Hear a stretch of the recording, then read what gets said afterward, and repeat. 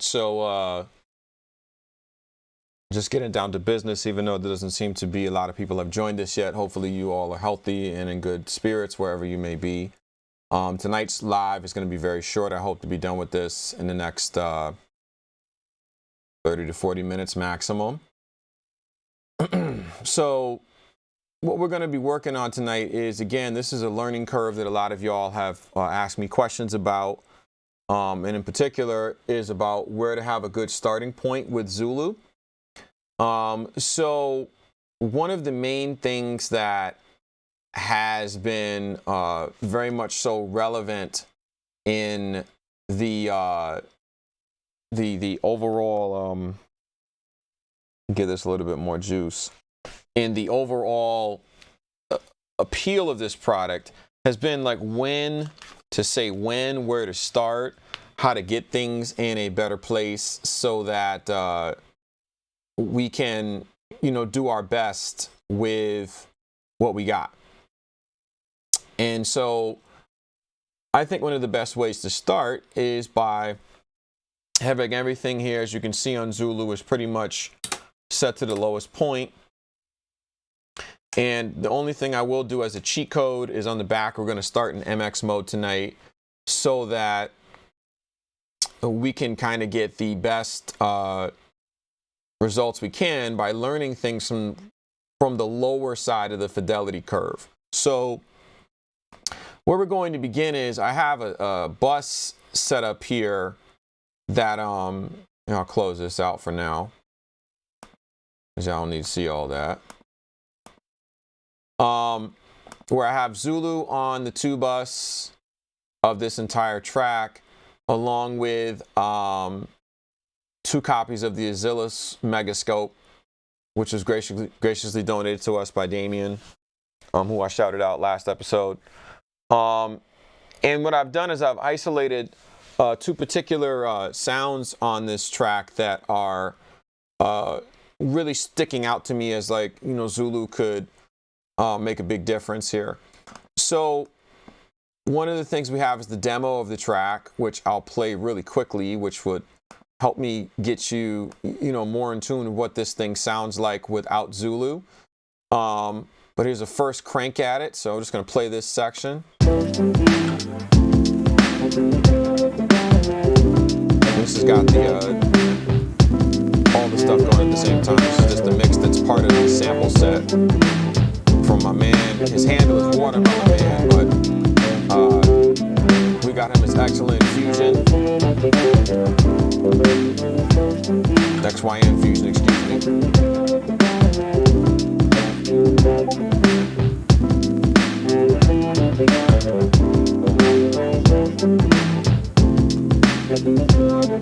So this is the drive right here. Again, his handle is Watermelon Man XY on Discord.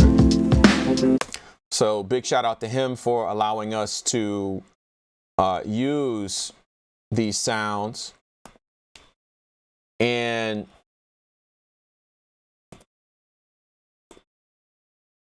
Zulu Talk is in the building. Yeah, and so what we're going to do is, that's basically what we started out with. So that's the drive reference. And here we have, I've muted the vocal track for now because we just have the drums and the keys together. And what I've got is Zulu bypassed right now out of the hardware loop. So what we're going to do is just listen to the track right now. Same difference, except you have the drums and the keys isolated. So you have this beautiful keyboard sound. Yeah. I'm digging that. You know what I'm saying? And, it goes a long way. And it's got like a nice vinyl effect happening there. Very tasty sounding keyboard sample, right? There's our drums. Definitely a lot happening there.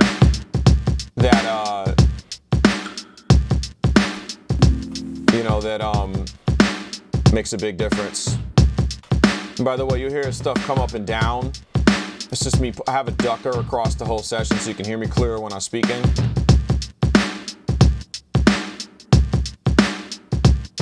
So the drum's already got like a great snap to them. Here's the keys.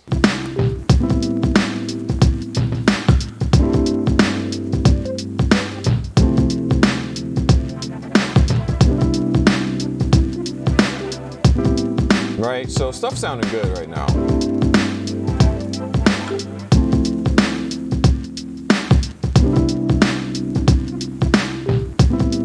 Xyenz Fyxion.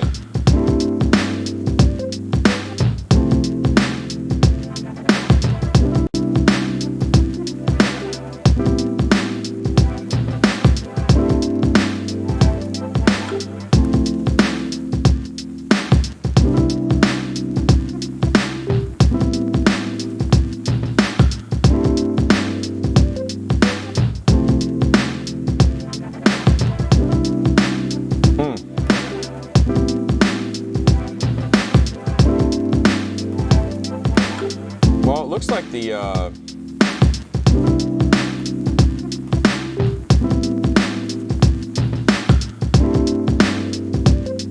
Xyenz Fyxion. All right. Well, we're gonna have to continue on here, but basically the idea is what we're trying to do is, first of all, get YouTube to stop being a hoe and act like it's supposed to, but also, the idea is a lot of y'all will say, well, where do I start with Zulu? You know, they'll be like, oh, what are your levels supposed to be like? What exactly are you supposed to do with, you know, like, what's the greatest setting for it to start with? And there isn't really like a default answer to that, mainly because everybody's preferences are going to be different. And so the key thing is, you kind of have to, it's like putting on makeup before you go on stage, right? Like nobody says what's the best makeup to wear to play, to be an actor. They say, what's the best makeup for the character? And so I think what's missing here in this conversation is that most of the time when I use Zulu, and this is kind of how I envisioned it, I kind of already have a general idea of where I want to take things when it comes to how I want stuff to sound, how I want things to impact the listener, and how I want to appreciate those tones. So, for example, this type of track, it kind of reminds me of like, I don't know, pick your favorite 90s producer. It could be the Beatminers, Digging in the Crates, Diamond D, Lord Finesse. You know, it could be, you know, I mean, it could be any collective from the 90s that would have made a track like this. It also has like some overtones of Tribe Called Quest. They were very heavy into electric pianos and so on and so forth. But each one of those different distinctions is the difference between flavors of melon or cantaloupe, right? But at least you know it's a melon. You get what I'm saying? So like you might be like, yo, like in the 90s, when I didn't really have a recording studio to go to, I used a cassette multi-track. Right? So what I'll do is on Zulu, we have it to set to low deck and low headroom, enhance is off and bias is turned all the way down. That's going to be really dark. So what we're going to do is say, okay, well, my cassette 4-track wasn't a complete piece of crap. So I'm going to go maybe like the pro headroom and I'm going to put it at like 12 o'clock bias. I'm not going to touch enhance, right? We'll even put it in TK mode. We'll eliminate the cheat code, right? And what we'll do is we'll try to find that place where you can hit the cassette tape deck without distorting it and see where it takes you. Now, mind you, you might be under hitting it. Cassette doesn't have a lot of headroom. And so you got to kind of find that sweet spot. So if I just do it on the beat, I'm going to run into more trouble because it's a more complex waveform. So what I'm going to do right now is just do the keys. Let's see what happens with just the keys with Zulu in. So we're just going to push play. I'd like to push play on the right part. Let's see where we at. There we go. I'm going to turn Zulu on.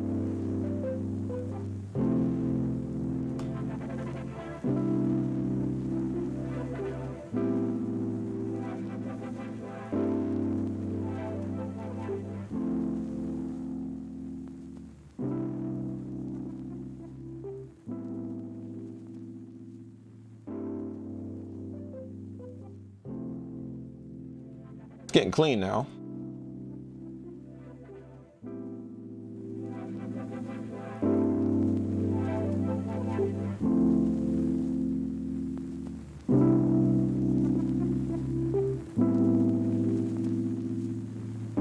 Yeah. Starting to work.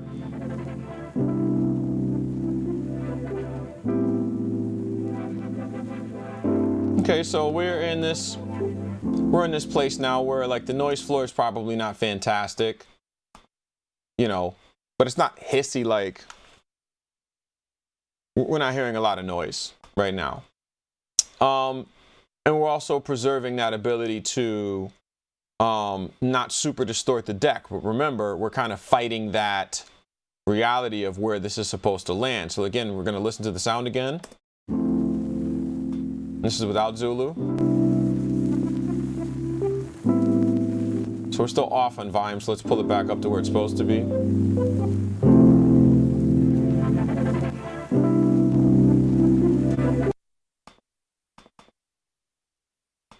A little bit of noise. Still not like crying about it, but here we go. Sounds really soft and buttery though, I like that. Versus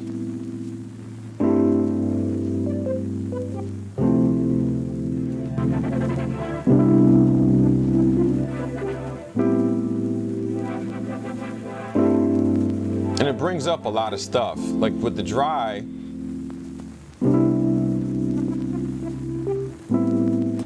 here's the beginning again with Zulu. Dry. See how like even at equal volumes, there's still meat there that wasn't there before, and I'm not really hitting. Look at the level I'm coming out for TK mode on the low deck.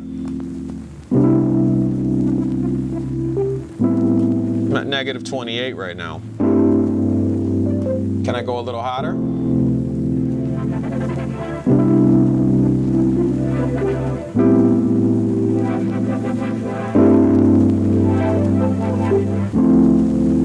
Probably right around here. Still not coming out that hot.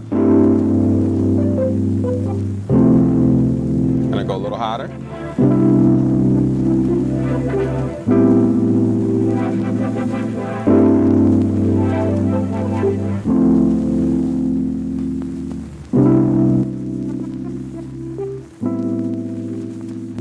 Yeah, starting to get into that place where you're altering the sound.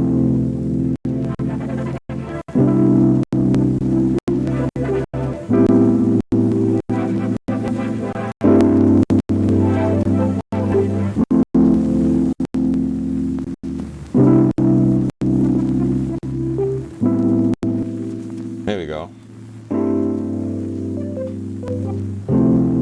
So this is where we were at before. Yeah, I mean, I can dig that. The noise level is whatever, like, I'm not really stressing it. But this is in TK mode, so like this is what you're faced with, is that in this world of low fidelity cassette, you know, now realistically, in a more professional context, you'd probably be dealing more so with this. Turn headroom all the way up to high. Creatively, pro's fun, but it's up to you. Either way, I'm still in the low deck, and I'm in TK mode. So how hot can we get this? Turn this down some. Pull this up. There we go.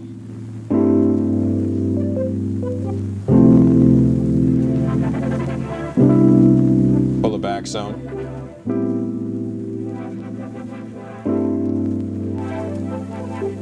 Here's dry.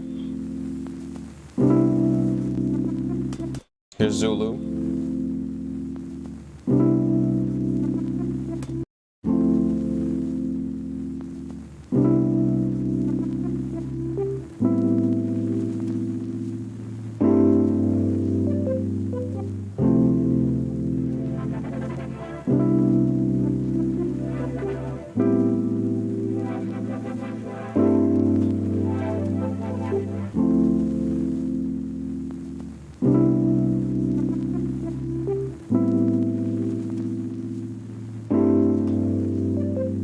Yeah, I think I like that E piano now.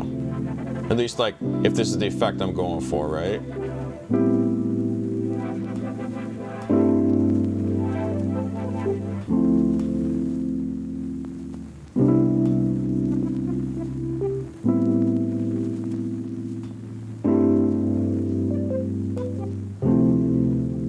So what I'm going to do is run this loop all the way down and just record it real quick and see what I get. Here we go.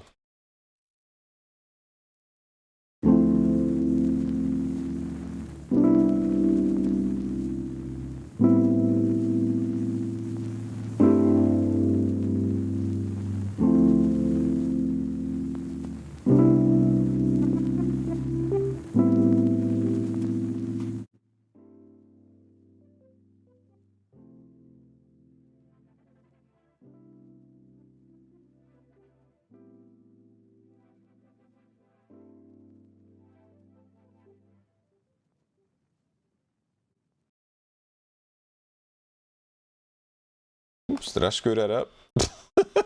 My bad.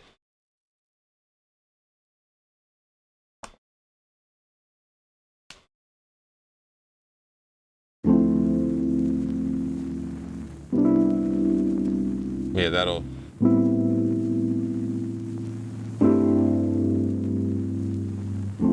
Yeah, that'll make that difference.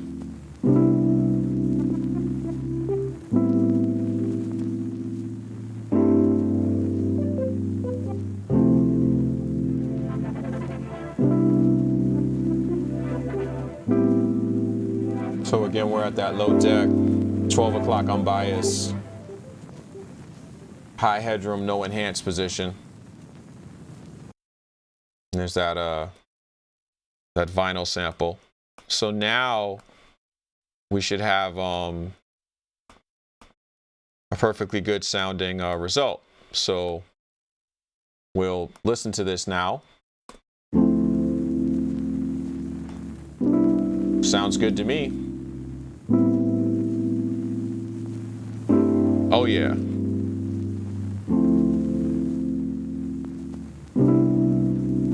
Definitely has that tonality you want.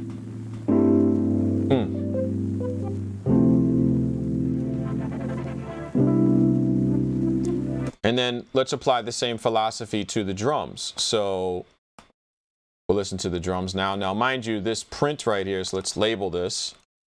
E piano. What do we got? We got TK mode. TK low deck. Let's see, Dick low. Bias 12 o'clock. Enhance 0. HD high. Can't complain, can't complain. Very good sounding E piano. Sounds great.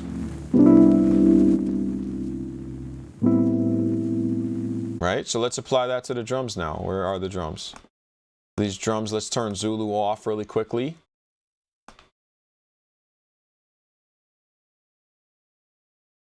And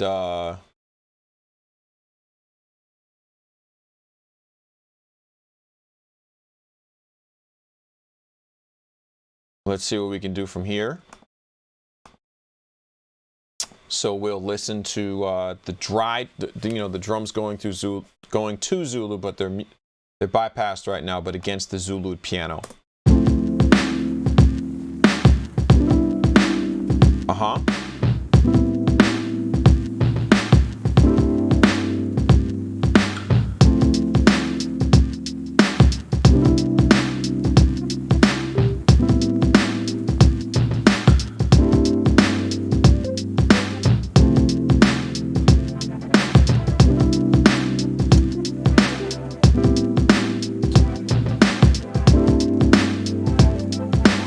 So I'm going to loop that section so that it just plays the part with the hi-hats, because I feel there's some really important energy there to pay attention to.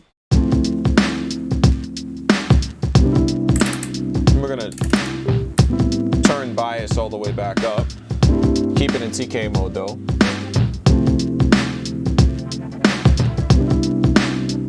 Reset our send levels.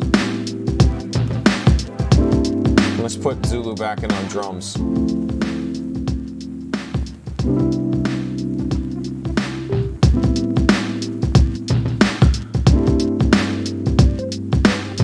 It's already in a great place. Bypass.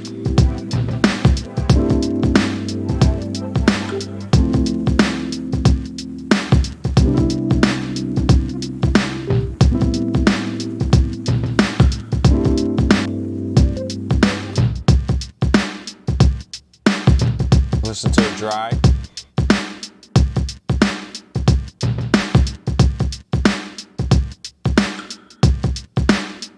Zulu.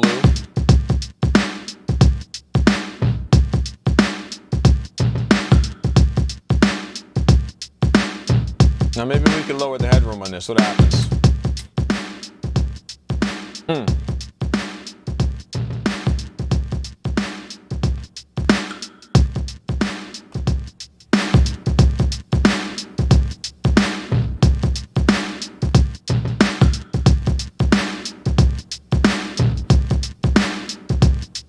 Turn bias down some.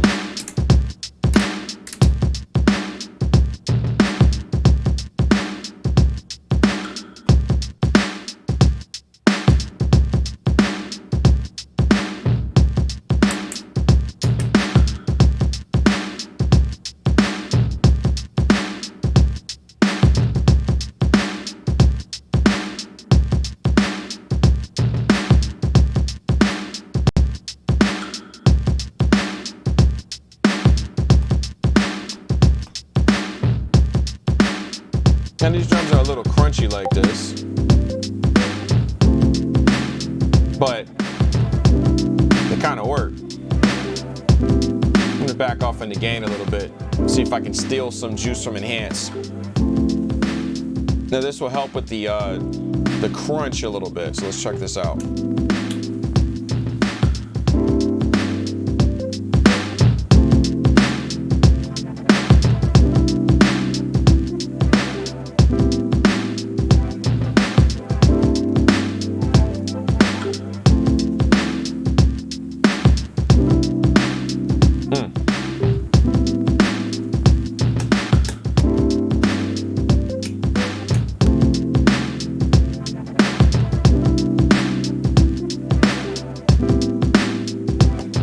Notice how the drums get thin when I take Zulu out.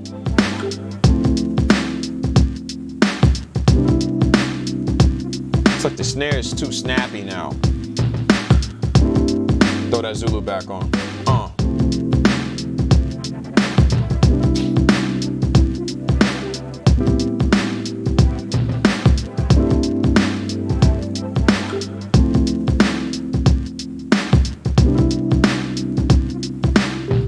I like that. But this is where it gets interesting. What if I like that, but I want that crunch on the treble to poke a little bit more without it going into full-on distortion and everything else, but I want the treble to poke out a little bit? Well, because we have Zulu on a bus, and everybody has their own specific way that they print stuff on their DAW, so I can't truly speak to what everybody's situation is. And by the way, this ReaEQ plugin is available for anybody to use on any platform, so it's not just specifically my thing in Reaper that you can't use in Studio One or whatever. You can always go online and actually download what's called the ReaPlugs bundle, which is a pretty sick collection of plugins that are useful in so many different ways. So the only thing I think it doesn't include is some of the streaming stuff and ReaInsert, because that's DAW specific. But this is a great EQ because it actually gives you musical notes as you change the frequency. How cool is that, right? Maybe somebody else's EQ bit off this and did it finally, but the fact that this actually shows you the corresponding frequency and note together is pretty sick when you're trying to like turn down E4 on the bass line or something like that. Like you can just literally go to E4 and be like, oh, there it is. Boom. So in this particular case, I kind of know my frequencies a little bit. So what I want to do is I'm feeling like maybe the upper mids. So somewhere between 3 to 5K or 3 to 7K needs a little bit of love. So I got it set to like a kind of a wide Q. and I'm going to start boosting to see if that helps me with the thing I want, right? Again, knowing what to listen for is one thing, but it's a style thing, right? Like I want the drum to be crunchy, but I want it to be bright, but I don't want to lose the crunch entirely. So one click of enhance really isn't dialing out much of the tape signal, but if you keep going further and further, you're losing some of that energy, and you don't always want to do that. If you just want brighter, you could turn bias up, but it's different. Bias isn't really an EQ as much as it's like a feedback-based filter that gives you either more treble or more bass, or at a point it just kind of lets them both kind of shine, but in a very neutral way. But it never really gives you like both at the same time. But what it's really great at is when you get something into like full-on distortion, like what just happened here, before I added that one click of enhance, and then you get to dial back some of that upper energy where it just sounds like distortion, right? And then I can take an equalizer and potentially, it's not always a guaranteed thing, but potentially I can boost into that, which works with any saturator, by the way. A lot of y'all don't try this, and you need to. EQ into your effects, EQ into your reverb, your saturation, your compression. Try it and see what it changes. But in this case with Zulu, I know for a fact if you boost highs into it when it cuts on bias, it kind of plays with where the curve hits. So it's an experiential thing. You just got to go there. So what we're going to do is push play. And I'm going to just start messing with the EQ on the drums a little bit. See what I get. Yeah. I like that. Can we get away with 5? I like 5.5.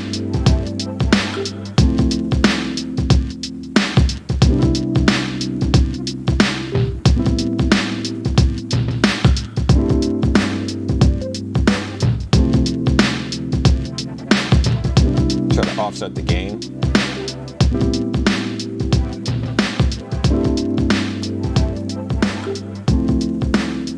This is kind of like very equal in gain now. This is without that boost into Zulu. Boost in.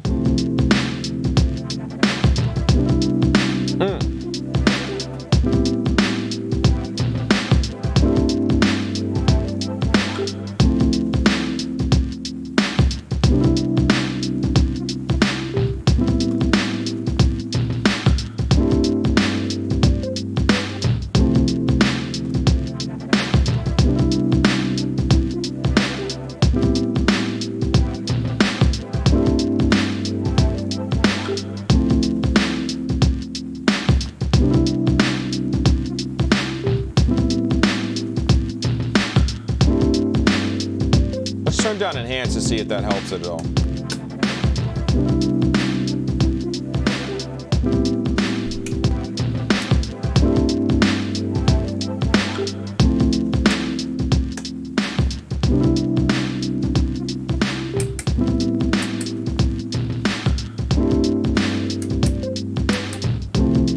Still needs the enhance. We're cool with that though.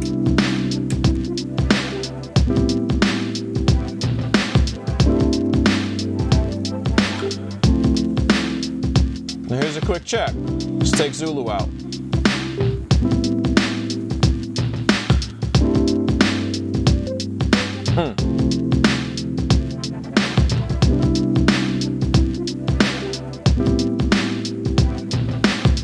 Oh yeah.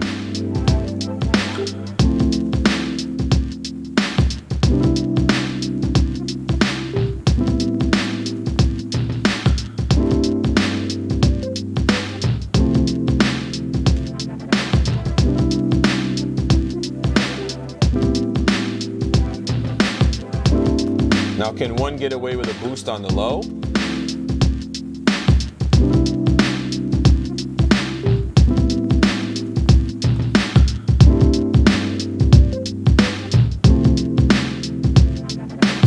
Turn the enhance off.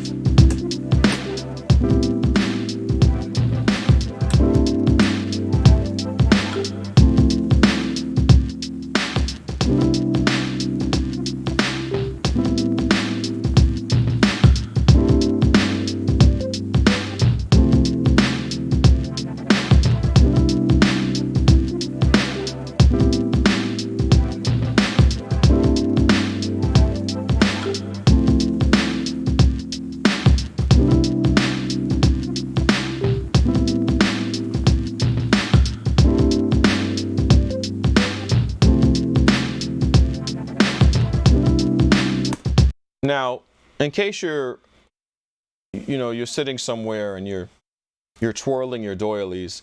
Oh my God, he's EQing into Zulu. His device is a failure. No, actually, Zaling, what the problem is you fail to realize I've created the perfect canvas to equalize your frequencies into. Right? Think about it. If tape was the standard recording medium of the day for like almost 3/4 of a century, give or take, right? So wouldn't a recording medium be something that pretty much, even though tape has like a curve that kind of goes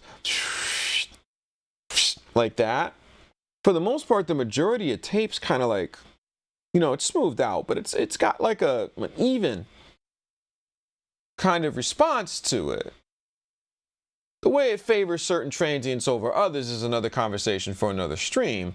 But the whole point is that it could take EQ like a song bitch. Okay? So thinking about it that way, that also means that one should not be afraid to equalize into one's tape simulator. I sound like Marvin the Martian now. My Peter the Yeg, Zulu space tape emulator. Right? You got to be able to use this damn thing like the way it was intended to. So if you see me bumping bass or bumping treble on my feed that's going into Zulu or whatever, that's not because my device doesn't do what it's supposed to do. It's because it does do what it's supposed to do. Because if you take Zulu out, this just sounds like some plain ass EQ on a drum loop. Case in point, we turn Zulu off.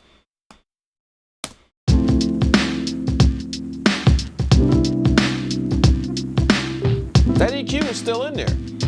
Are you paying attention? Look. I didn't bypass anything. It's right there.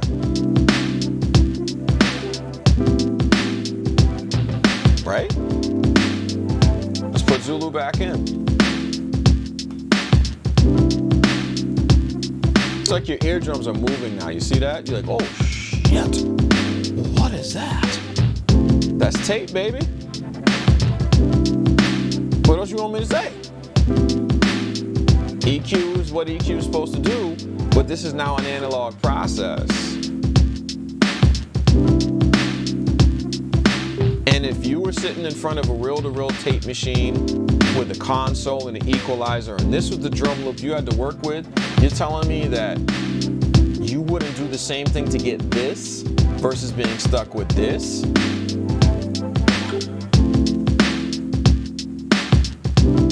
Your drums?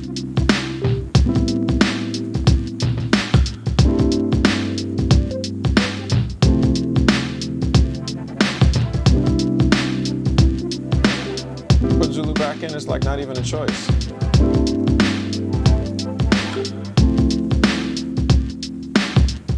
Now, one thing you may have noticed is that the EQ is actually affecting the compression. Let's turn the whole EQ off, watch. Did you key into that? Listen to the snare.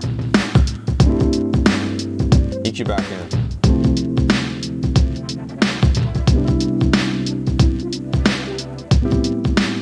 EQ out. That's still with Zulu in.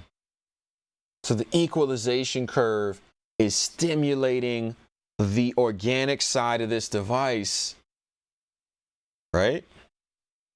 To change the way it interacts with the source. Did the heavens part? Did one wake up and realize, oh my God, I have all these friggin' strings of code that impact frequency that now, if you listen to this through Zulu, do you even know what I'm using at this point? Is this thing on my screen fake? And this is actually some sweet, superb analog EQ? Can you tell that that's not something else? On drums.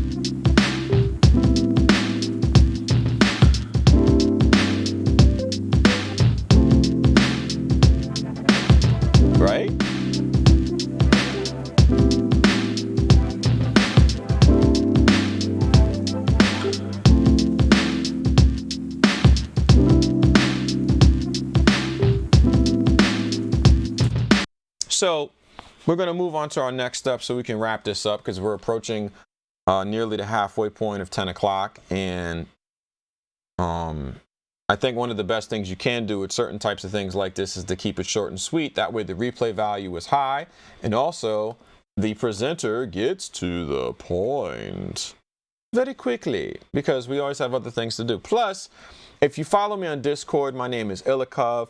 If you'd like to send me material to demonstrate things on Zulu with, you always are free to send me a Dropbox link. My Cash App is Das Ghetto. No, I'm kidding. You can send me links and I will play with them live on YouTube through Zulu, because we always need content. And as well, if you really want to talk BI, I am always available to mix records too.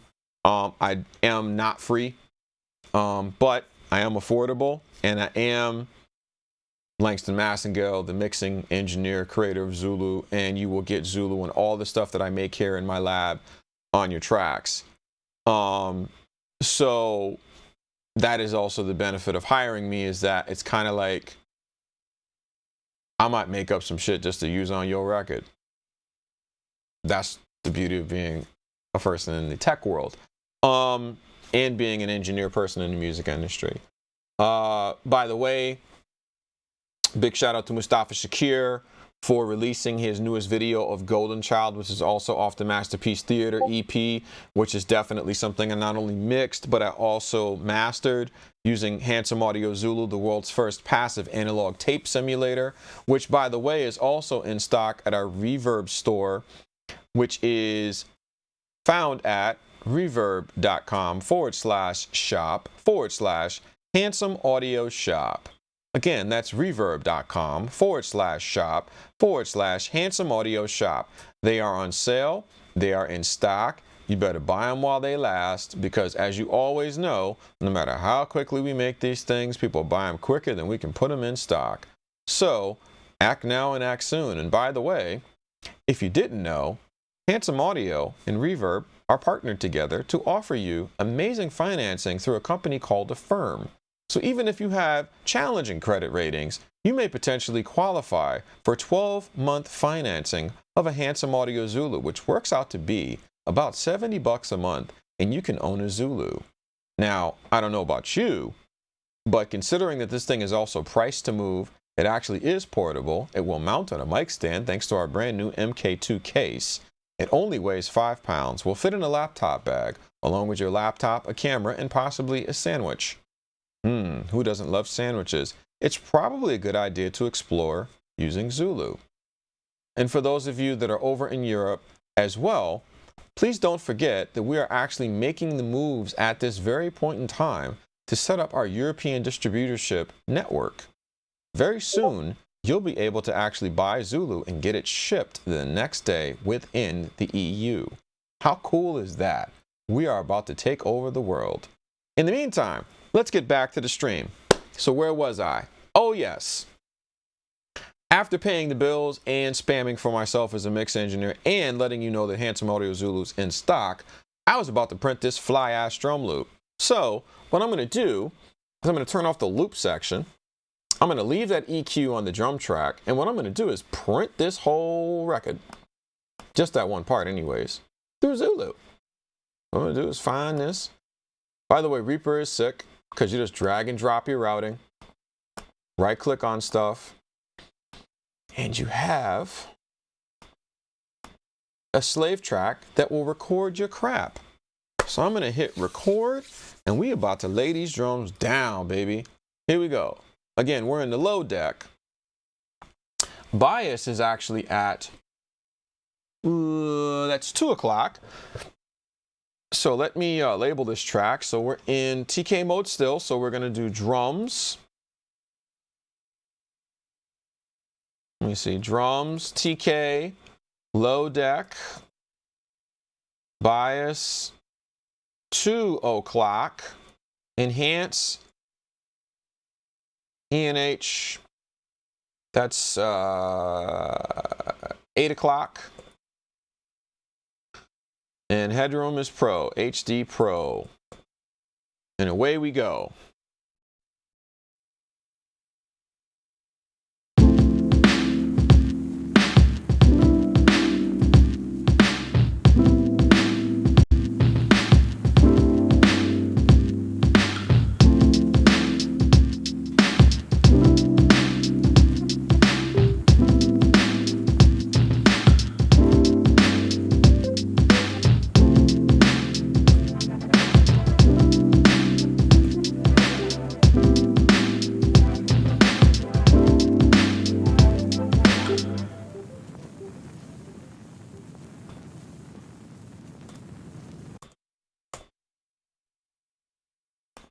All right, so that's the drums. Drums get muted. And now I'll pull this back down here. Change my routing up. Turn this off, and we should have drums together with the E piano. Yep.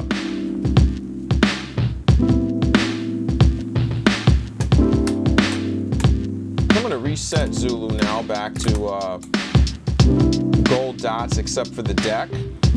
So we're at bias at positive, enhance on 0, and high headroom on the headroom. Because this is what we're going to do next. I'm going to listen for a little while. Oh, did I not loop it? My bad. There we go. Well, there's one piece I forgot. So we got this Vox part, right? So let's turn that on. We'll turn Zulu off. We'll put the Vox part back on.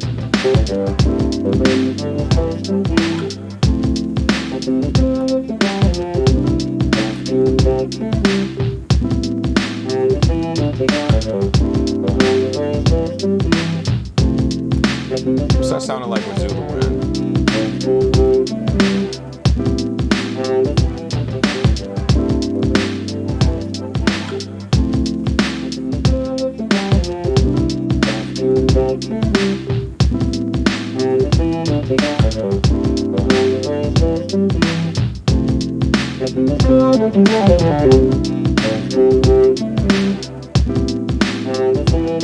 So again, same concept. Try some EQ. Just run your frequencies up.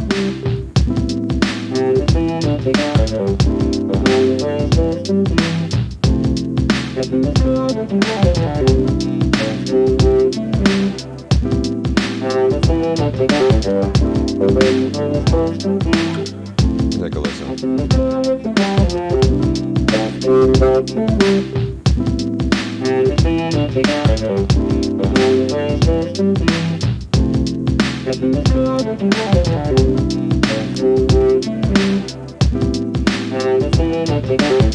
Put it on Pro Deck. Pro Headroom, sorry.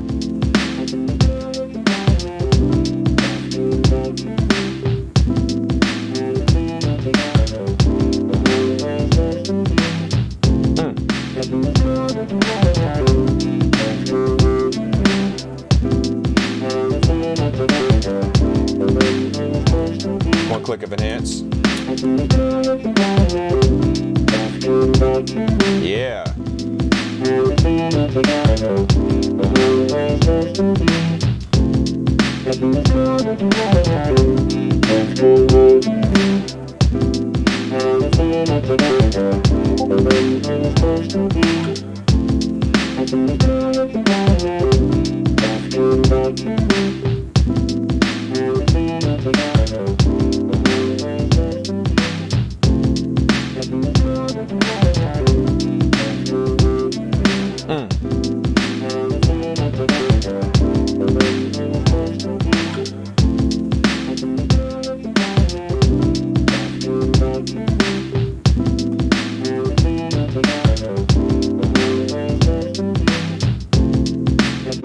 So what I've done here is I've used the distortion and I've left bias wide open because I want the distortion to happen when it gets pushed and gets crunchy. I've also lowered headroom to pro instead of high because I want that edge to come out. And then what I did is I kind of found that spot with a wide Q, of course. It's like about a 6 dB boost. Which technically I believe means that this is now twice as loud, but at this particular frequency range of about 2.5K, right? So again, we're playing with the mid-range with tape, and we're cranking into this frequency that triggers a certain type of distortion, and it kind of gets like a metallic feel. It's almost sounding more like there's a cello inside the vocal sample now, and the distortion is bringing out an edge to it that gives it a detail. And then when you pull down the volume and put it in the context of the record, you have a really nice artifact there that Um,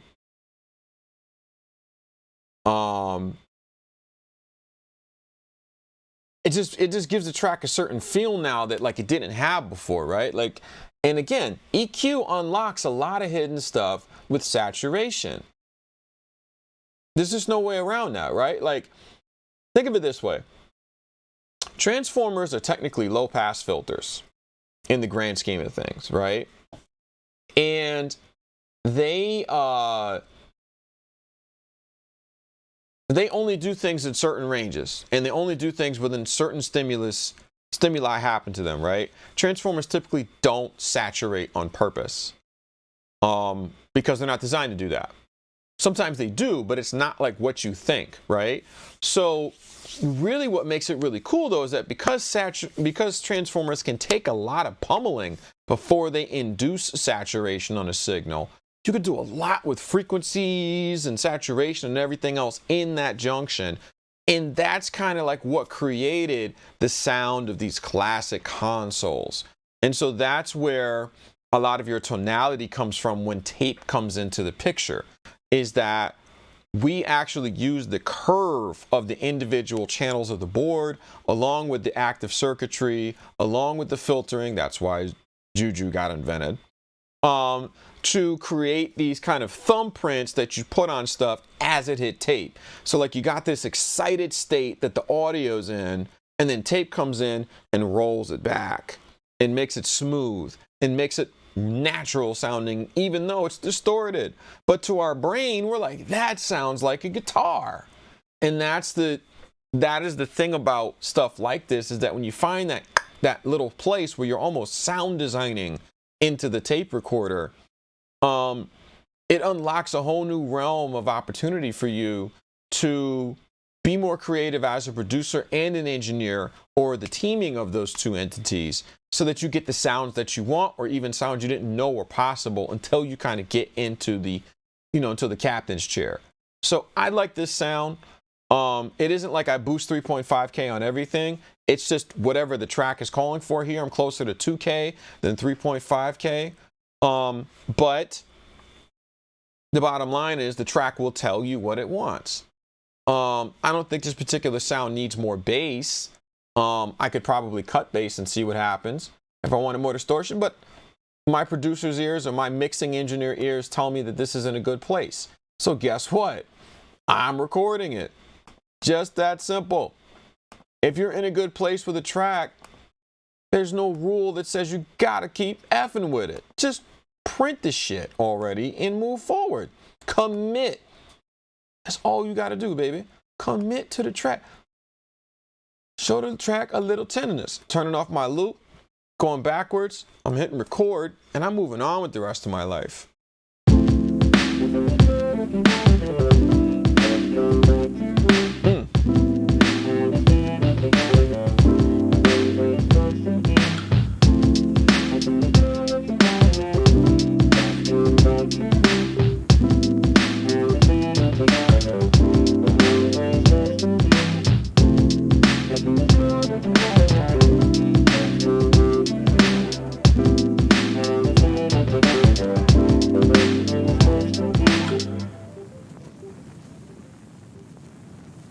All right, track recorded, mission accomplished. I'm turning off the send, turning off the host track, putting this back in the BizUs. Let's do Vox, TK, deck low, bias positive, enhance, 8 o'clock, HD Pro, and you get this. Yeah.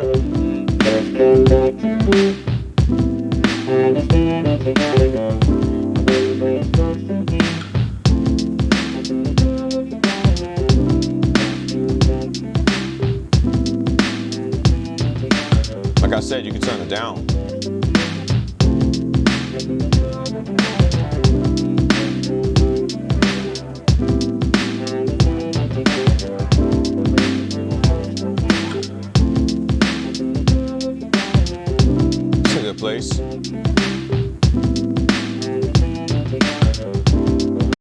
right, so here is the magical piece of this, right? Is the whole thing with oh snap. Langston always talks about bouncing down to tape and everything else.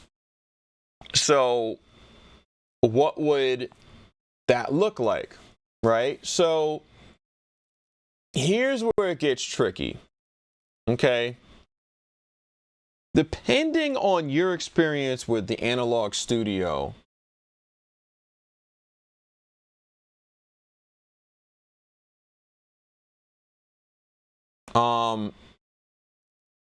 it could go a couple of different ways.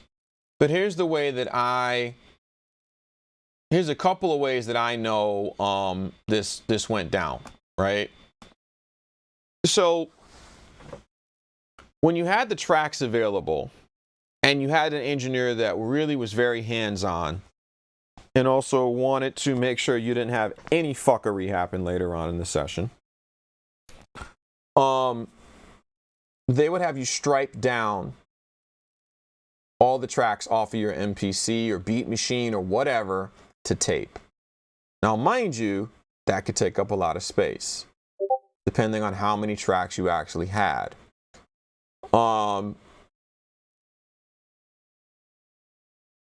So there's that aspect, right? Is that you could potentially, have like a 16-track scenario and have 12 tracks of shit coming off of the sampling workstation, right? So what we typically would do is, this kind of already simulates that. It's a drum loop, is we would turn those individual outputs or sounds into buses and print them that way, mixed the way you want them to be. Now, mind you, if something changed and you wanted to turn the snare up and down, you wouldn't be able to. However, that's the whole point of not getting slapped in the back of the head. You do the shit right the first time.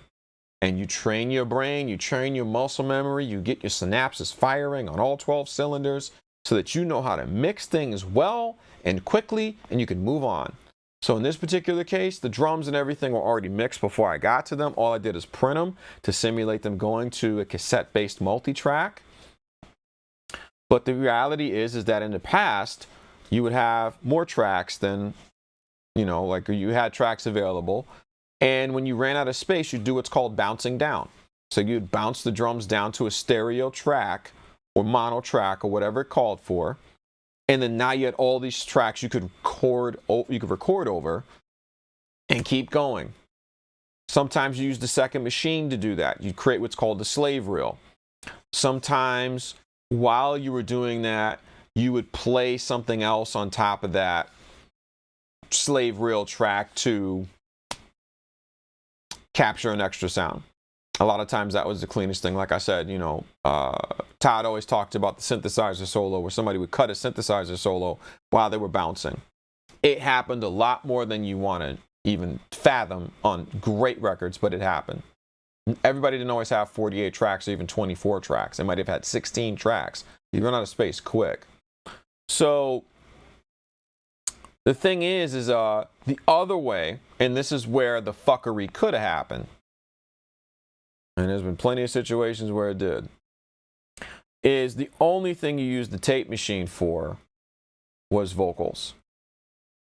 And you might use a sampler to fly a chorus, and you would keep all the drums and all the samples live on the drum machine, going through the console, and at mixdown, when you were cutting to 1/4 inch, so that meant when the vocals were coming off the multi-track, the drum machine, the samples, and all that other stuff is running live on different channels of the console. The drum machine is at its cleanest, right? So are the samples, because they're not on tape. They're still off the digital sampler. The vocals are synced to the drum machine using a track of what you might call, there was sync for the motion picture industry, SMPTE, or some kind of MIDI machine control or MTC. There were ways to synchronize the tape machine with the electronic machines around it, like a drum machine and a sequencer, so that they stayed locked together. And you would usually sacrifice a track on the multi-track of the tape to do that. Did it work? Sure. Only problem was tape has pitch, wobble, and flutter issues, so depending on the quality of your machine, may have screwed with your timing a little bit. Or you had to use some other kind of synchronizer. Anyways, I digress. My whole point is you could do it where you had everything on tape, or you could just have vocals on tape, maybe a few other sounds, but then you left everything else on the board live. And the only time you actually recorded everything together was when you mixed it down or cut it to a reference track, you know, like on a cassette or something, so you could go home and listen to it, or you cut it to DAT so you could take it home. Either way, the only problem with the scenario where everything was still live except for the vocals is that if something happens to the beat machine, like, oh, a flood, somebody's dog pisses on the floppy disk, the SCSI drive dies, you got no backups. So, in the best scenario, you would cut everything to tape. You would do what's called striping it down, striping it to tape, and you would have it. Or, if you wanted to go commando, your sounds would be cleaner, but depending on the deck, it wouldn't be like night and day clean. It would still sound like the sound. It's not like it was going to get destroyed by the process. You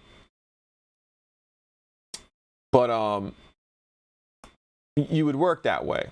So the way I'm going to simulate today is I want to talk to y'all about, before I wrap, and this would be a very quick exercise, combining sounds through Zulu. Y'all are not doing this enough. It's one thing to print a source over and over and over again, but yo, making those small submixes and then printing in the tape sometimes makes for some really cute aha moments. Case in point, we have all of these tracks here. We got the vocals, the drums, and the keys together, right? We got Zulu in. I'm going to take Zulu out now. I'm just going to listen to these things together. So here we go.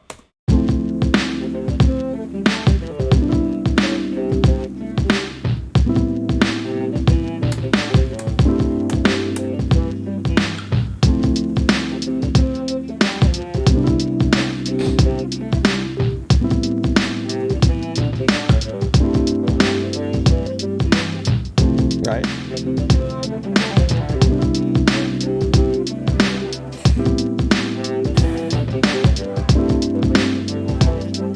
And now it's going to loop. So let's listen to that same track, but with Zulu in. I got Zulu on high headroom, low deck, bias on positive, no enhance. We're just going to go for it. Let's see what we get. I'm just going to loop this part where the hi-hats are in. Again, high energy. Here we go.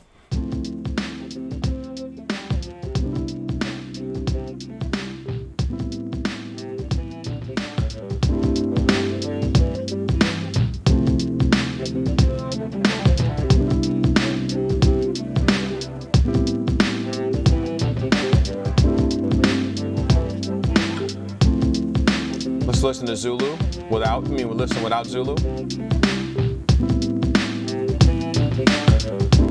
get the levels matched up.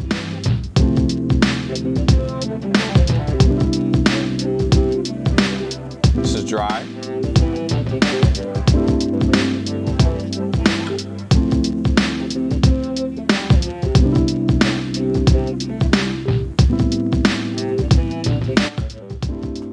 Now, I know what most of you are saying, well, dude, that's basically just mixing it, right? Okay, fair enough. So let's simulate the whole thing without the drums passing through Zulu, right? So let's do this, where we put the drums here. They're no longer going through Zulu. And the only thing that's going to go through Zulu is the vocal sample and the keys together. Let's see what happens.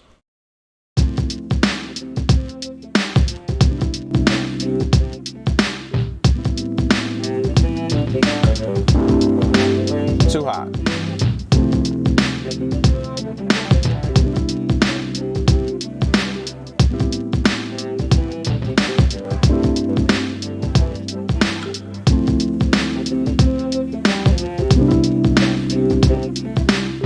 There's the dry. Here's Zulu.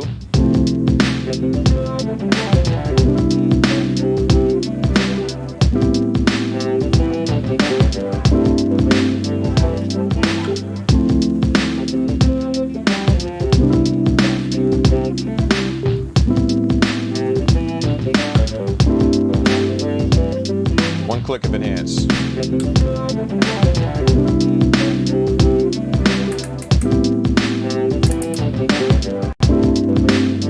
Bias at 1 o'clock.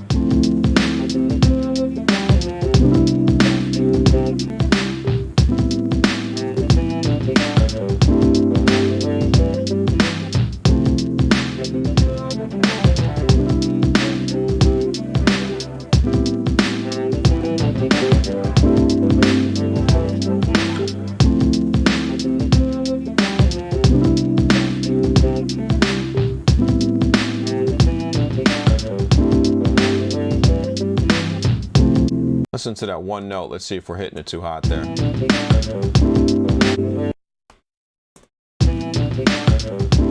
Nope, that's in the sample.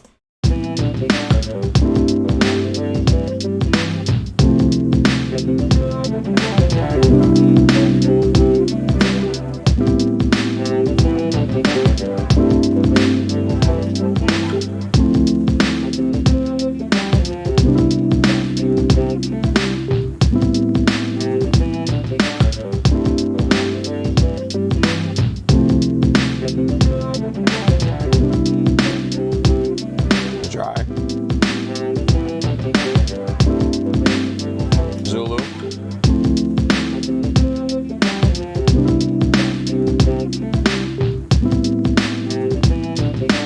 Yes, it's an extra step. I get it. But how can you not? This is butter. This is like butter. You gotta do it. You gotta do it.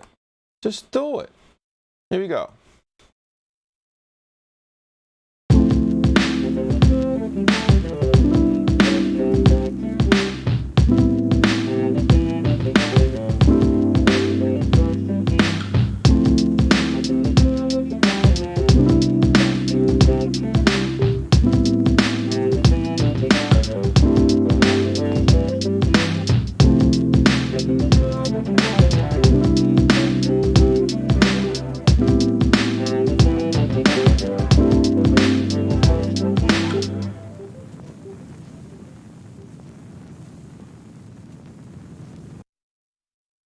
All right, so now we no longer need these samples to be on.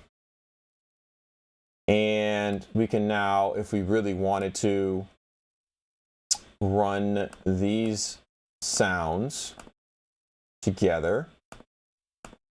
And if you notice too, what I'm doing is actually simulating what's called tape generation, right? Like, stuff would usually pass through about 3 or 4 passes of tape generation at minimum before it got to final mixdown.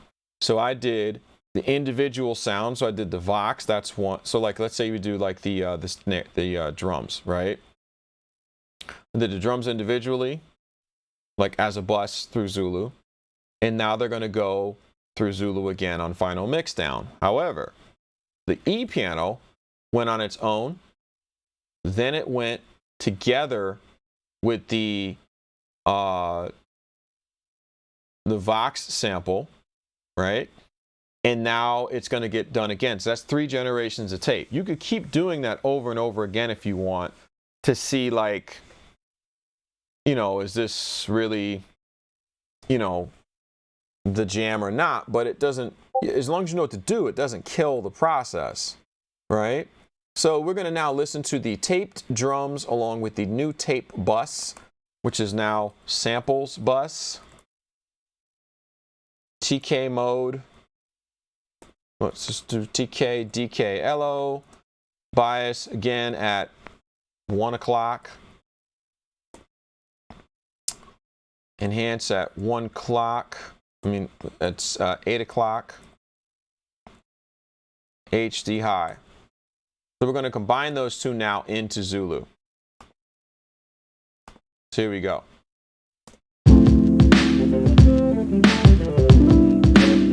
Let's reset this.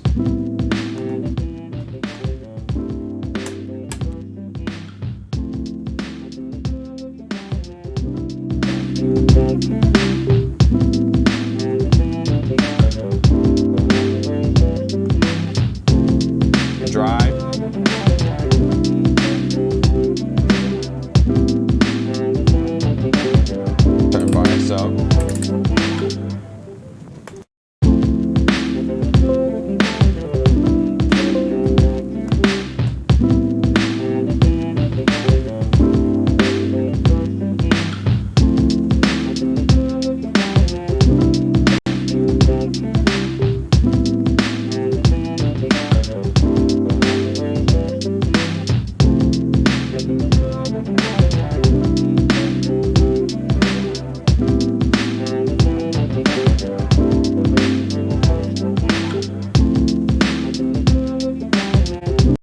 Now, the real thing that's going to stick out to you right away is that motherfucking snare is beastly now.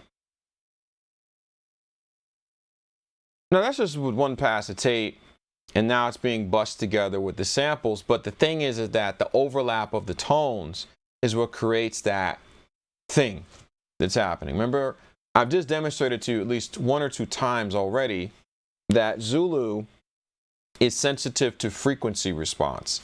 So certain frequencies trigger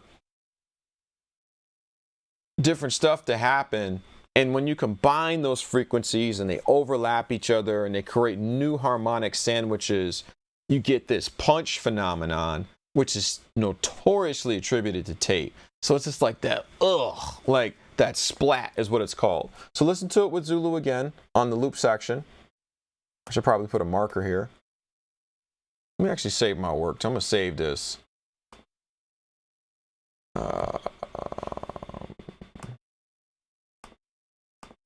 XY, come to me, Zulu, toot, Oreo. All right, so here we is. So just listen to it with Zulu.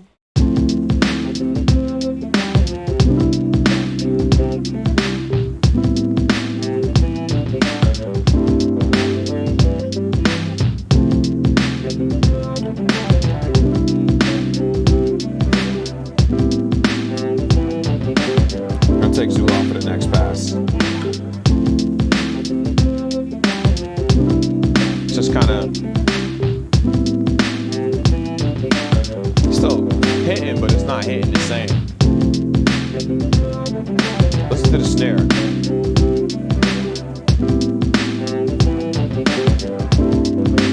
Zulu back in.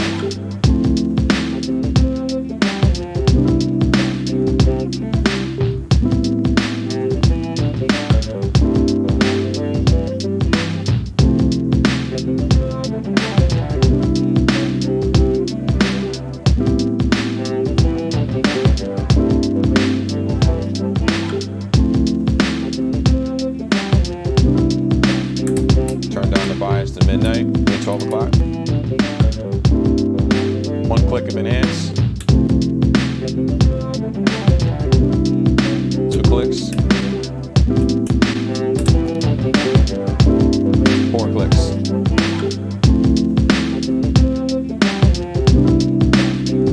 Disgusting.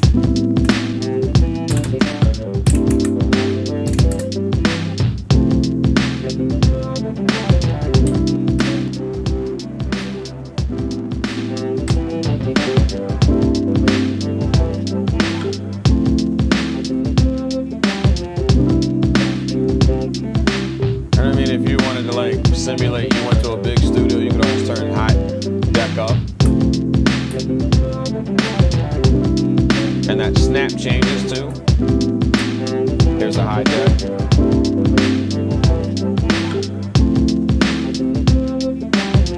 Pro deck.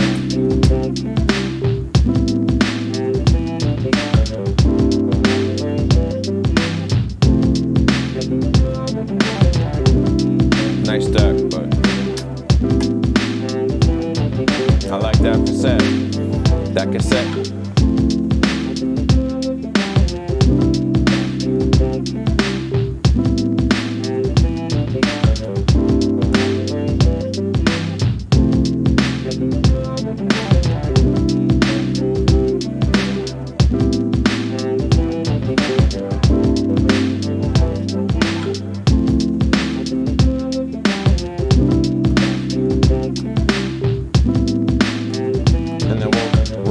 And do a final A/B of the demo track.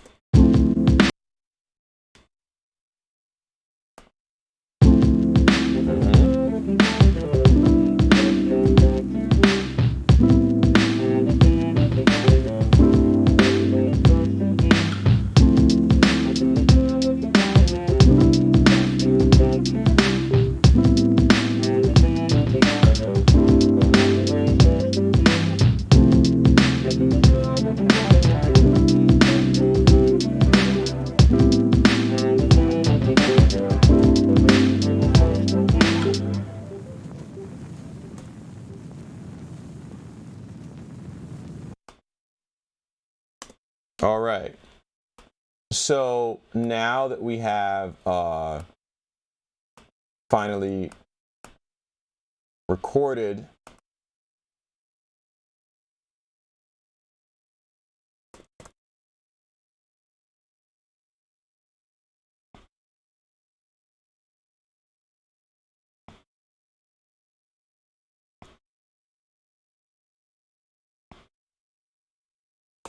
the final print, I think it only fair to compare the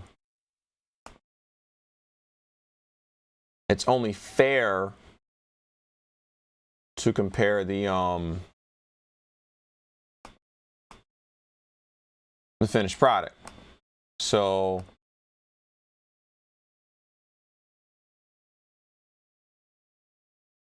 let's see what we got here.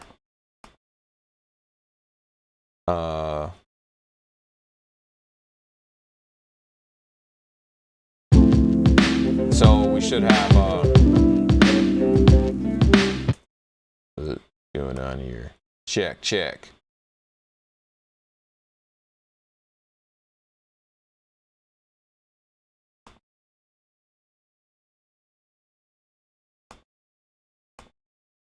check.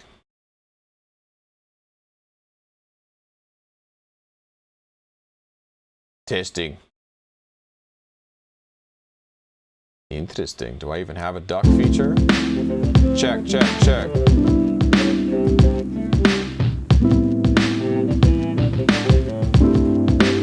Okay.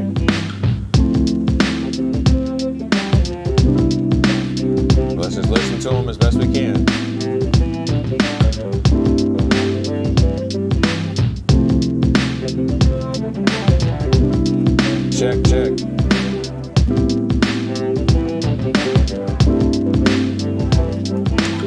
Check.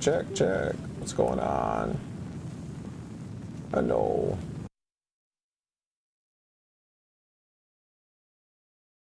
Am I in solo mode somewhere? Anything solo? Nope. Okay. Check. Check.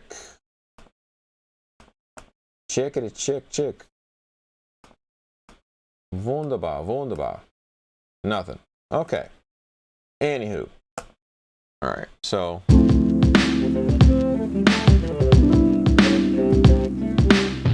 This is the printed Zulu version. Let's try to get the two together.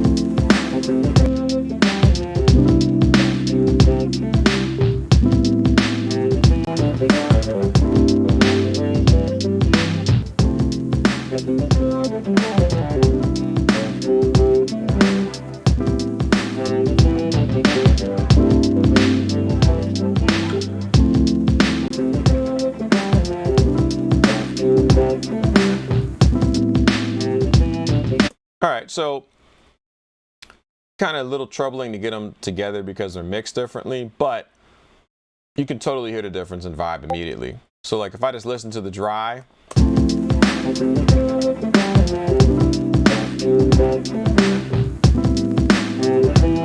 it's got the old school tone down,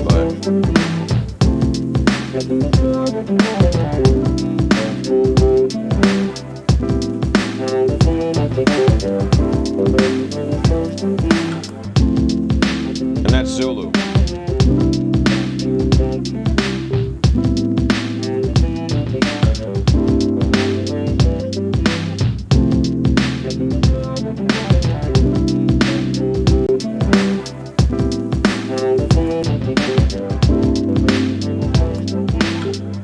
Now Now, if we wanted to, we could potentially do something like add some EQ to the top end to make this like similar in brightness, if that's like a thing that we need to do. So if I decrease this a couple of dB so I can boost, I guess we could try to.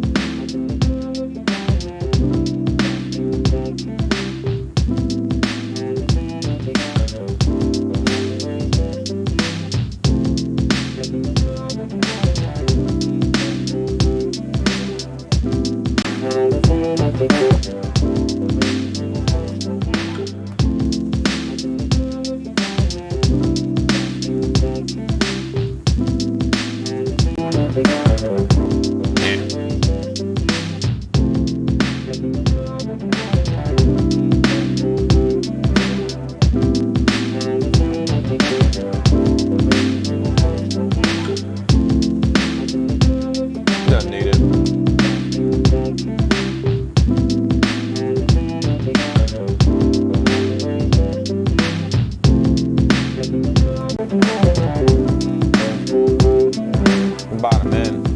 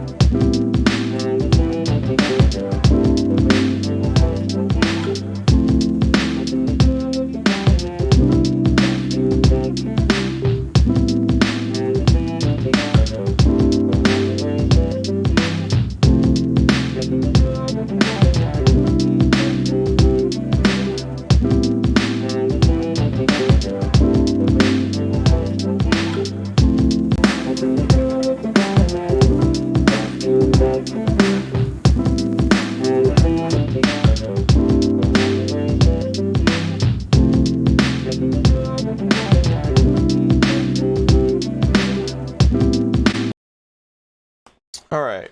Well,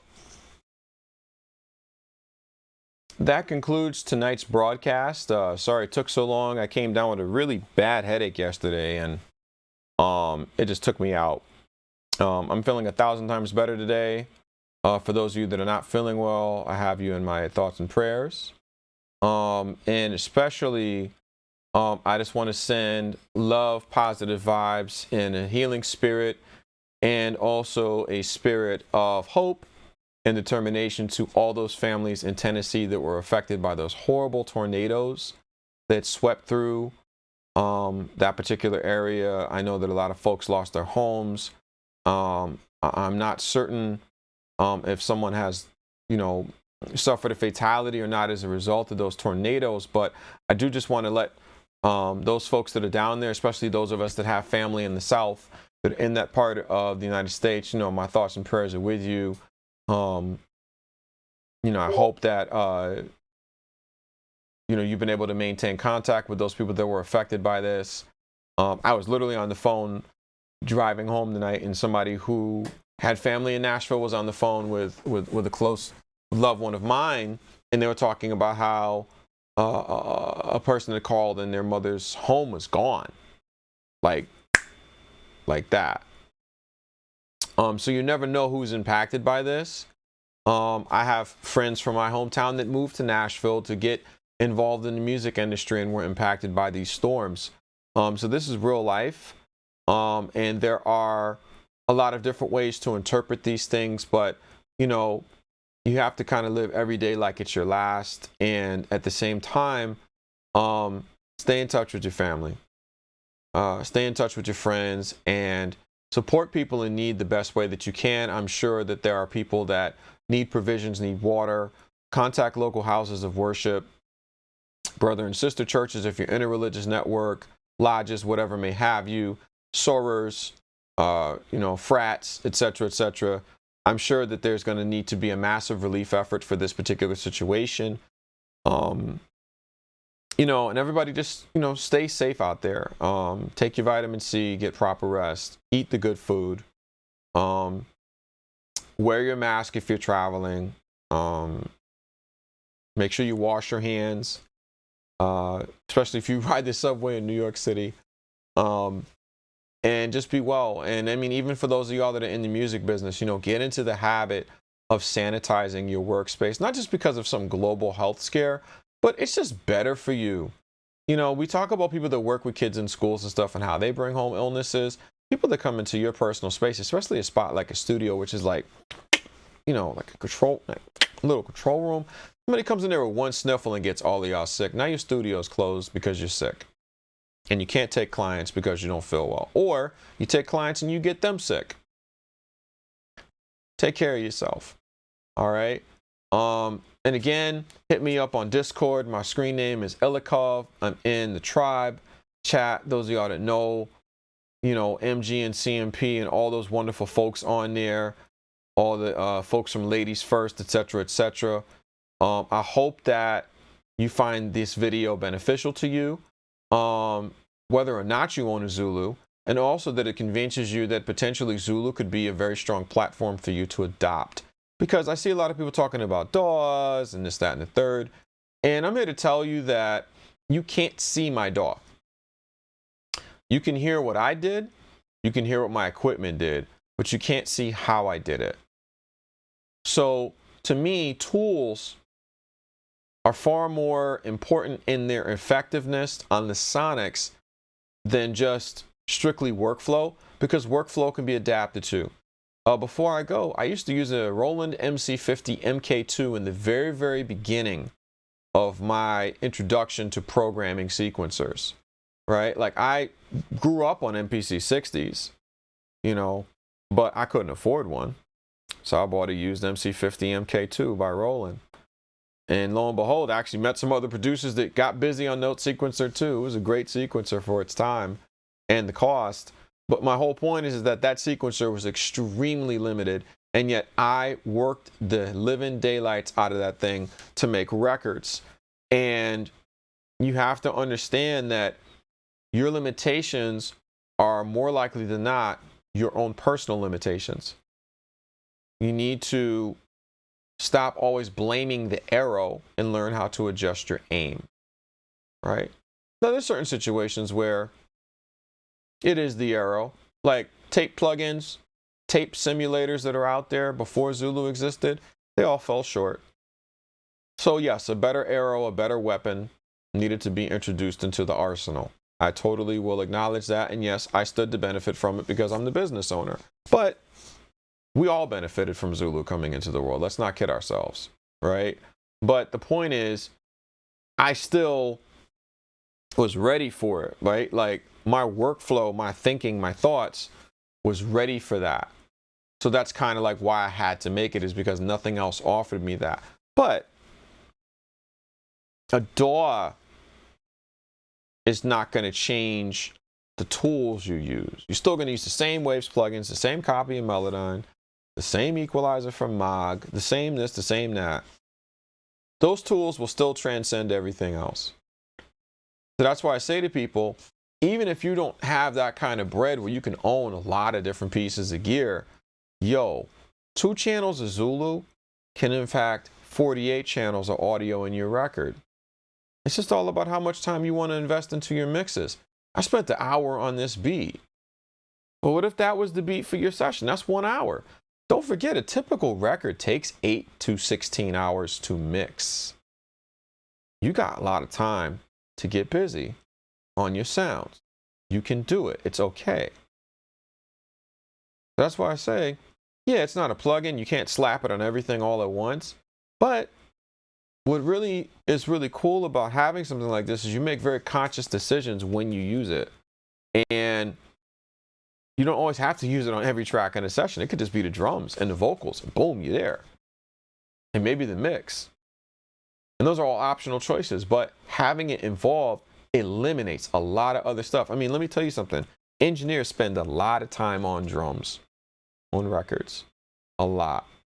But with this thing, not so much. It's like, all right, now I know what to do. That's very different than, oh man, this compressor doesn't do what I thought it was going to do. So that's why you have to take that in perspective. But again, my thoughts and prayers to those folks down in Tennessee and all other impacted areas. And hit me up on Discord. Tell me what you want to see next. And again, if you want to send me a track to play with, I prefer stems over MP3s or waves, unless you absolutely have no other way to submit that to me. And I'll be glad to see what I can do with it. But you got to send me that fire. Don't send me no pss, pss. Send me that fire, and I'll mess with it. All right? Be well. Have a great night.